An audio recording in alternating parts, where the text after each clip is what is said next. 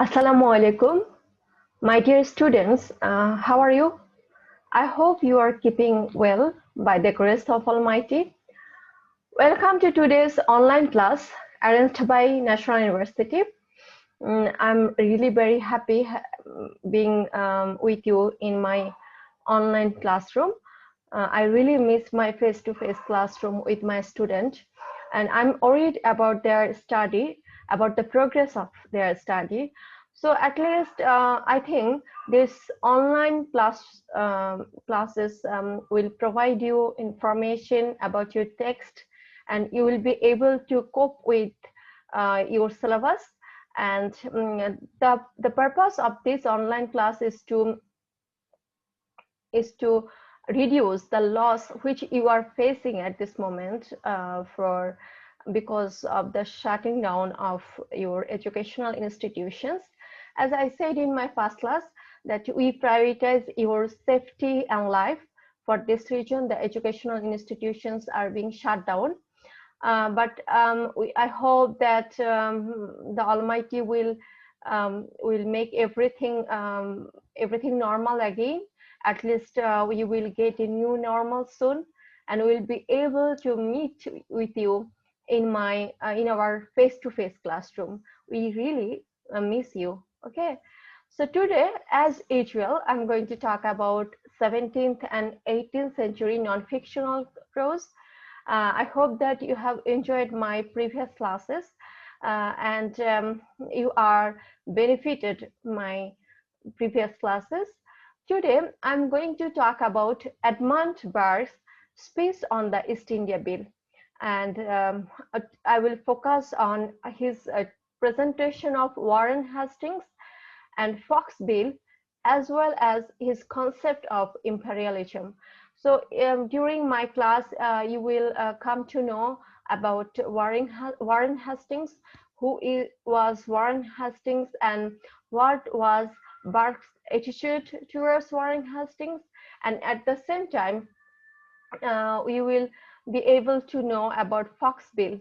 This is the bill which our Burke has advocated in the House of Commons.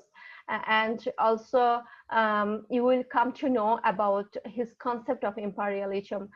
What is imperialism according to Burke? We'll come to know about this in this class. So let's start today's class. I hope that you will enjoy this class. At first, I'm going to talk about Warren Hastings. Okay, Burke's presentation of Warren Hastings in the speech on the East India Bill. And here, at first, I will give you a short introduction about Warren Hastings. Warren Hastings was an English statesman, you can understand that, and the head of the Supreme Council of Bengal. Okay, and thereby the first Governor General of India. He was the first Governor General of India. I think that you have come to know about Warren Hastings. You have already know about Warren Hastings because you have read about him in your history book. I know that because I have come to know about Warren Hastings in my social science book in the part of his story. So I think that you have also studied about him in your storybook. So he was the first Governor General of India from 1772 to 1785. Okay, and he is credited along with Robert Clive for establishing the foundation of the British Empire in India. So he, along with Robert Clive, you have also come to know about Robert Clive in your storybook. So he, along with Robert Clive, has established the foundation of the British Empire in India. Okay, so how is Warren Hastings presented by Edmund Burke in this bill? We'll come to know about this here. Hastings has been presented as the most significant character in the essay Speech on the East India Bill. Hastings has been presented as the most significant. So he was one of the significant persons in India who represents the British rule in India during that time. And here, even in this bill, our Hastings is one of the significant character whom our Burke has presented. Okay, so he's the chief accomplice in the company's maladministration in India. Okay, so who is he?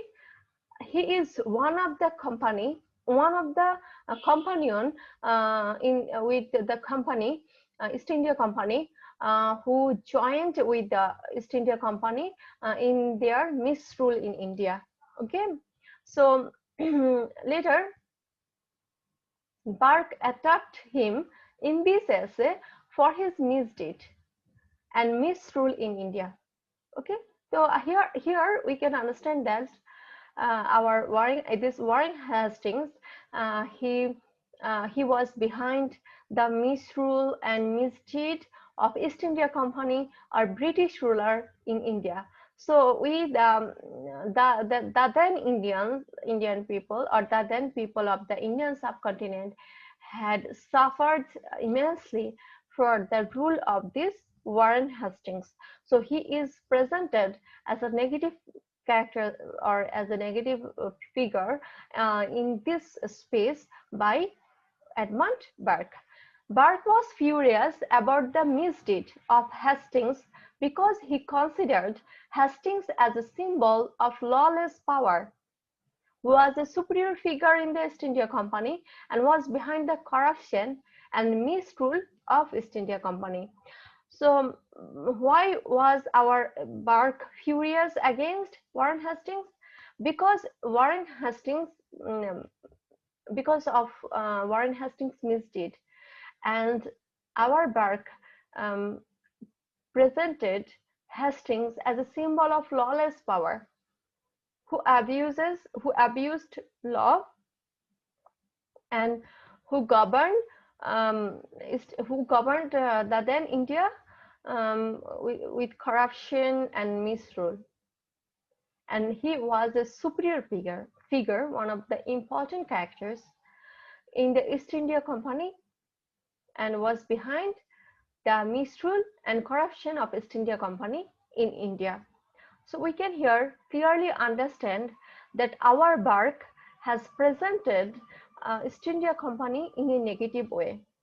And Warren has, of course, our Burke has presented East India Company in a negative way, but here our Burke thinks that Warren Hastings was played the role of a, tyrannical figure in the East India Company, who governed India and who accompany East India Company, who lead East India Company to misrule India. So he's a negative characteristic. He's an evil person as presented by our Burke, and Warren Hastings was really that kind of person. Okay, he was behind the misery, the sufferings of Indian people. But yes, it's true that he has established the foundation of British Empire in India. So he was a positive character for the British Empire, but he was a negative character for humanity and for humanity in India, and he was behind the miserable and the plight condition of Indian people in India. Next, what he says about Warren Hastings, what our Burke says about Warren Hastings. Burke thinks that he had broken the trust between England, represented through the company, and India. So India had started to lose its trust in the crown, in the rule, in the British Empire. And the reason behind was the misrule of Warren Hastings. Because of the misrule of Warren Hastings, Indian people, or India, had lost its trust in the British Empire. He is also the culprit who has destroyed trust in the crown. He is also the culprit who has destroyed trust in the crown. That means in the crown and company relationship. Even Burke has destroyed the trust relationship, the relationship or the trust which is needed in a relationship between the relationship of crown. Crown means British Empire or the British Royal and East India Company. So we can here understand indirectly that there was a mistrust between the crown or the British Empire or the British Royal and the East India Company once upon a time, and the reason behind this was Warren Hastings. Warren Hastings has created this mistrust between the British Royal and the East India Company. So in the judgment of Burke, Hastings is a criminal. So our Burke thinks that Hastings is a criminal. Hastings treated India. Next, our Burke says that Hastings treated India and Indian people ruthlessly. There was no kindness in his treatment of India and Indian people. Okay, cruelly he treated both India and Indian people. He exercised a style of despotism. Despotism means authoritarian, controlling. So he exercised a style of despotism in India, and his misrule, corruption, and tyrannies turned once opulent and flourishing country into the Grand West. If you can recall my previous class, you know that in my previous class I have told you that our Burke has presented in this space India as a nation which was once culturally, rich, not only culturally rich, but in wealth it was rich, flourishing, opulent. But under the misrule of East India Company, it turns into a dreary land, a wasteland.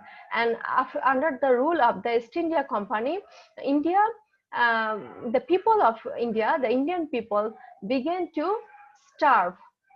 So we can here he again tells the same thing, that it was the misrule of Warren Hastings in the East India Company with the East India Company, for which once flourishing and opulent country, India had turned into a Grand West during the rule of East India Company. So he directly blamed Warren Hastings here for the misfortune, miserable and condition and sufferings of Indian people. He thinks it was the misrule, tyrannical rule, and a rule of despotism of Warren Hastings, for which Indian people had suffered a lot. Okay, so next, what did he say? Our Burke says that in his speech, Burke presents Hastings as a man lack of humanity. We have already get these hints that this Hastings is presented as a man of evil. Sorry, not a man of evil. He is presented as a figure of evil, as an evil figure in this space. So here our Burke directly says that Burke did not have any humanity, and Burke did not show any humanity in his treatment of India and Indian people. He was a money-grubbing professional, and his lust for money is depicted in his treatment of the Begum of Uri, who were mercilessly and hypocritically looted by the company. So here our Burke directly says that this, this Warren Hastings was a looter. He had extreme lust for money, and for money and wealth, he, along with the company, looted Begum of Uri. Okay, mercilessly and hypocritically. So here we can understand that Warren Hastings was a person devoid of any kind of humanity or any kind of morality. Okay. So these intended rebellions are one of the company's standing resources. When money has been thought to be heaped up anywhere, its owners are universally accused of rebellion. The money once taken, all accusation, trial, and punishment would, vanished.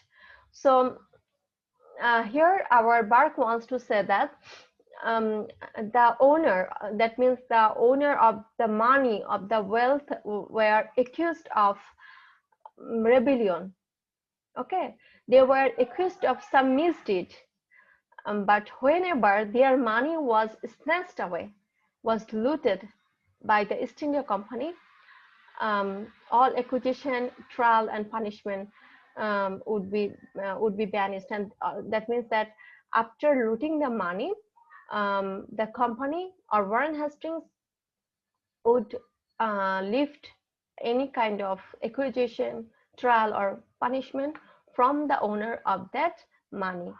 So the intention of that kind of blame or accusation of any rebellion or any misdeed was the reason behind the money.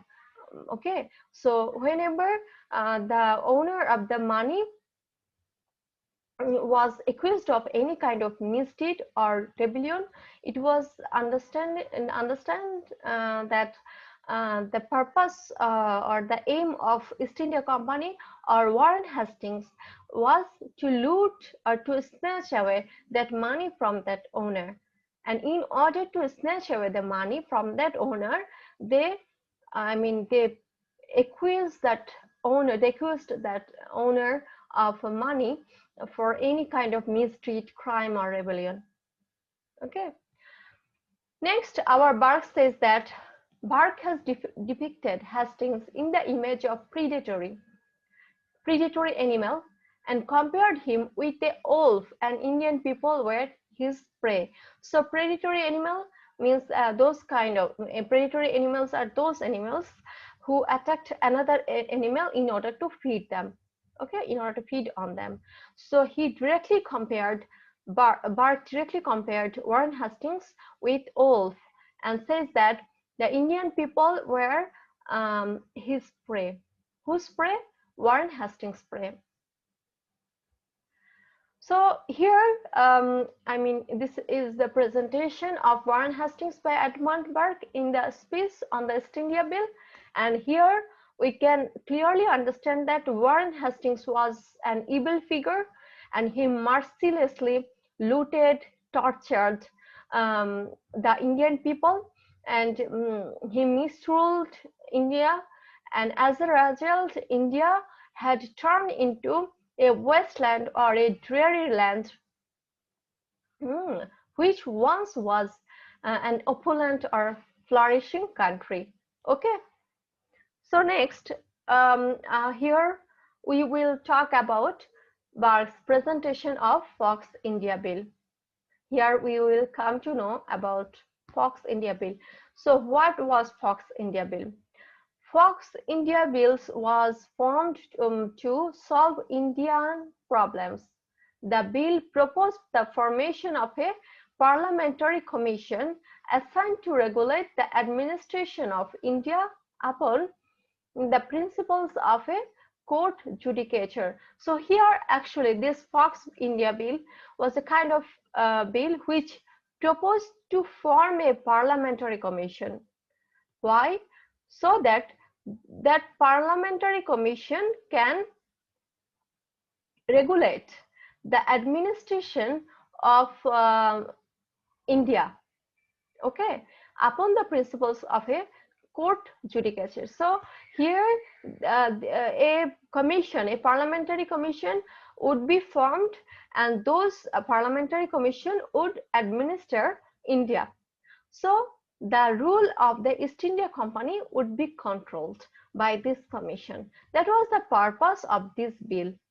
Because of the misrule of East India Company, the members of the House of Commons thought that a bill, which is called Fox India Bill, should be formed in order to control the misrule of East India Company, because uh, under this rule, under this bill, a commission, a parliamentary commission would be formed, and the aim and the function of that commission would be to regulate or to administer and India, to regulate the administrator of India. So if this commission would be formed, East India Company would not be able to rule India as their own way.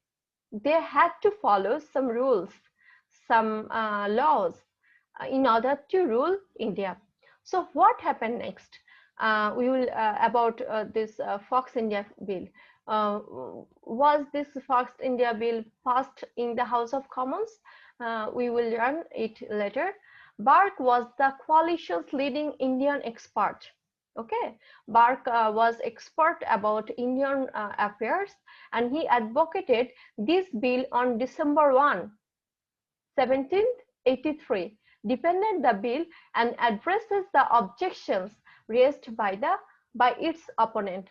So when this Fox India bill was presented in the House of Commons, it was opposited, or some members opposited this bill.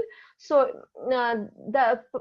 so for this reason, Burke addressed this speech to the to the members of the House of Commons in order to advocate this bill. His purpose was to talk for this bill, and to talk to say that this bill would be able to control the misrule of East India Company in India, and ultimately would bring a good result, a positive result, and would remove the sufferings or miserable condition of Indian people in India.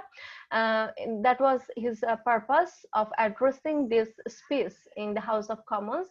And also, in addition to this, his purpose was to address the objection raised by its opponent. He wanted to convince the opponent of this bill that this bill would bring something positive, something good for Indian people, and ultimately would bring something good for the British Empire. He presented this bill in front of the audience. Okay, he presented this bill in front of the audience in an idealized form, emphasizing its goal to remove the suffering Indians from the jaws of corruption and despotism of East India Company. So here, our Burke presented this bill in front of the members of the House of Commons, because and he here presented the goal or the aim of this bill, and he tried to convince the members of the House of Commons that this bill would be able to remove the sufferings of Indian people, and at the same time it would free the Indian people from from the corruption and controlling or authoritative rule of East India Company. Okay, so here you can clearly understand the reason behind Burke's addressing East India speech on the East India bill. Here it is clear that this was the purpose. He actually advocated this bill in front of the House of Commons, and at the same time he tried to convince the members of House of Commons that this bill will remove the sufferings of Indian people, and at the same time it would establish good ruling system in India instead of the misrule or corruption of East India Company. Okay, so next, Burke compared the bill with Magna Carta. You have already know about Magna Carta.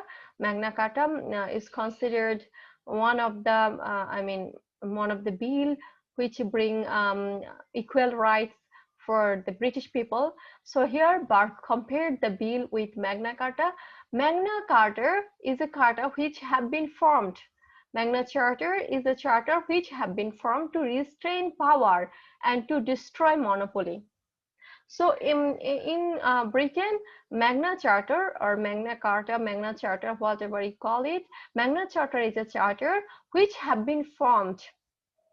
Why? What was the purpose behind the formation of Magna Charter? To restrain power, to control power, and to destroy monopoly. Monopoly means monarchy or authoritative ruling system in a country.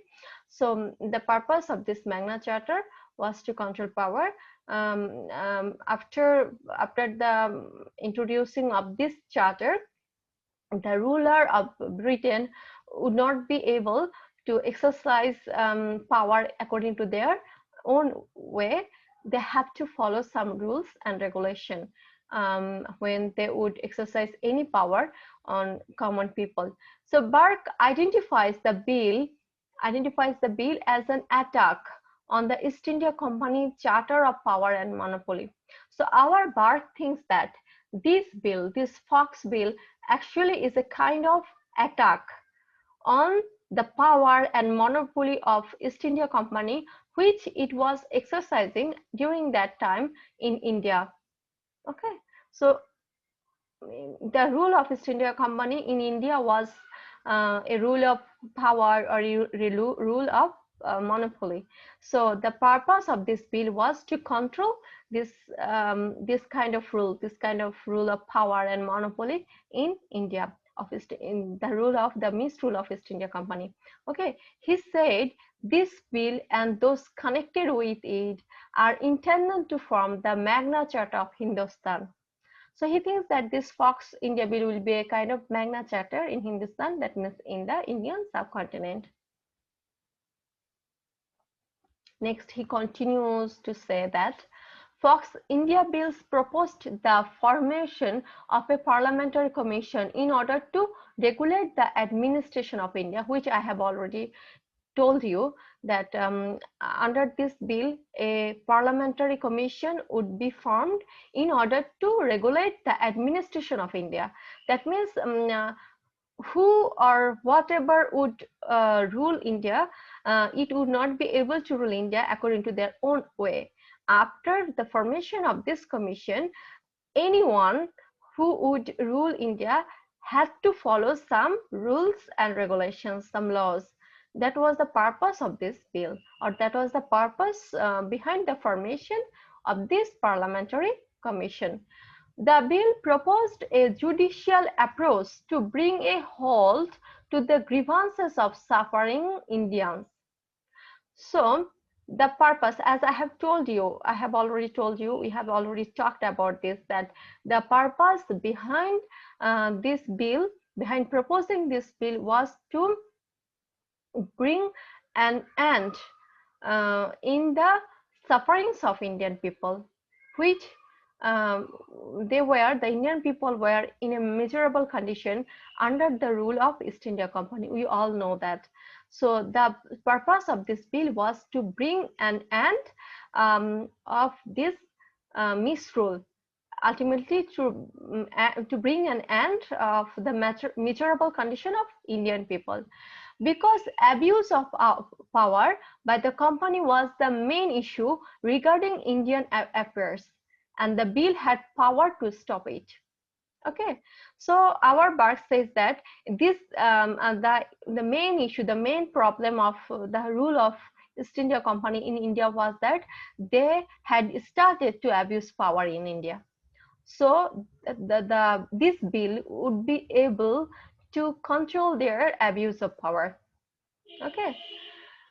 Later, our Burke affirms that the bill would stop the habitual despotism and oppression, that the monopolies, the peculations, the universal destruction of all the legal authority of this kingdom, which have been for 20 years maturing to their present enormity.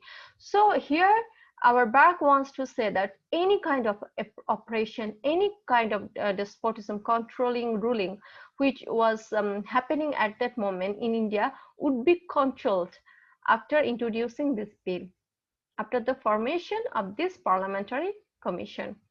So it would save 30 millions of my fellow creatures and fellow subjects from utter ruin. So you know that from my previous class that our Bacon has told that the Indian he mentioned the Indian people in his essay as 30 million souls. Okay, so here he again mentioned Indian people as 30 millions of fellow creatures and fellow subjects, and he says that here he says that this bill would save these 30 millions of Indian people from destruction or from ruin. Okay, so what happened next? We'll know here. Despite Burke's eloquent advocacy in the House of Commons, Fox's reforming bills failed to pass because the Crown suspected that it would lose its sovereignty of appointing staffs for the official post related to India. So, what was the destiny of this bill? Was this bill passed in the Parliament, in the British Parliament? Was this bill had this bill started to function? No, it was a matter of frustration that even after this eloquent speech, even after all the endeavors, this bill had not passed in the parliament, in the British Parliament, because the Crown or the royal thought that this bill had the power to control the royal's power to appoint staff in India or to appoint staff in any post which was related to Indian affairs during that time. So as the royals or the crown thought that this bill would regulate their power of appointing staff in India, it did not, it had not passed in the parliament. It was opposed, this bill was opposed by the crown, by the British royals. Okay. So next, here we will talk about Burke's concept of imperialism. What did Burke say? What did Burke say about imperialism? We will know it here. Burke was a humanitarian, and his idea of imperialism was justice and equity. So here we have already know about the personality of Edmund Burke. Edmund Burke was against any kind of colonialism. Okay, and here in this space, he is talking to remove the sufferings and miserable condition of Indian people. So we can understand that he was a person or he was a humanitarian, and he thought that imperialism should be formed based on justice and equity. There should be or there must be justice and equity in imperialism. Burke's vision of imperialism had little common with the view of British ruler about imperialism. We all know that British ruler invades many countries, and it made many countries its colonies, and it rules the people of those colonies cruelly. I mean, the British ruler was not always humanitarian, was not always I mean good ruler. It was controlling. It was I mean, the British ruler always tried to control people, always tried to rule people, especially the colonized people, cruelly. But our Bhart's vision, our Bharat is different from the British ruler. His vision of imperialism was based on justice and equity and humanity. Okay, so Burke, as a politician, did not believe in the exercise of absolute power. Okay, I mean, Burke was a politician. He was a English statesman. He was a member of House of Commons, but he did not believe in the exercise of absolute power. He was not controlling. He did not believe in authoritative rule. He gives same importance to both local and natural laws. I mean, local and natural laws means natural laws must be, the base of natural laws must be humanity, equality. Okay, he believed that every person of Britain exercising authority in another country shall be subject to the laws of that country, since otherwise they break the agreement by which they hold their power there. So our Burke believed that those British people who were doing anything in another country, for example, those British people who were doing business or who were ruling India should be punished or should be trialed under the rule of India, because otherwise he thinks that it would break the agreement by which they hold their power there, by which they were exercising their power.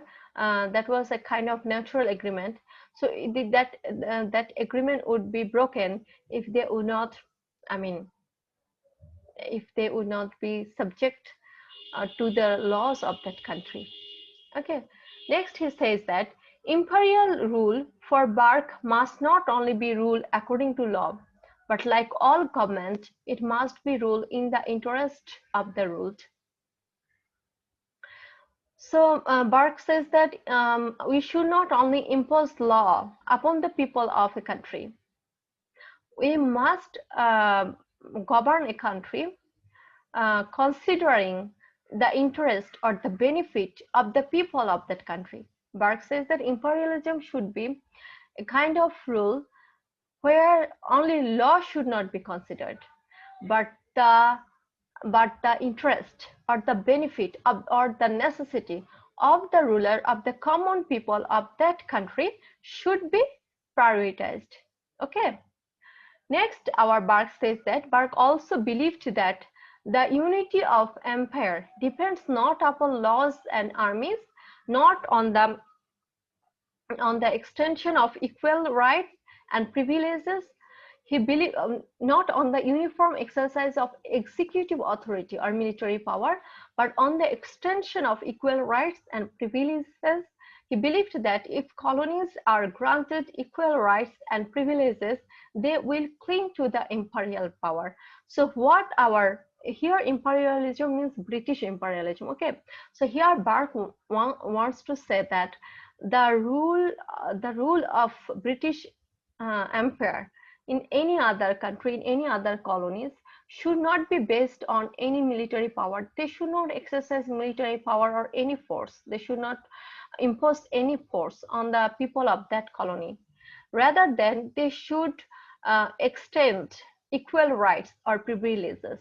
That means the British empire should ensure equal rights and privileges of the colonized people.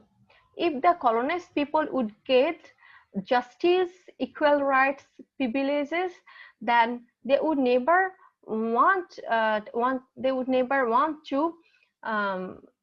to be freed from the rule of British Empire. They would, on the other hand, in opposite to this, they would try to cling or stick to the imperial power.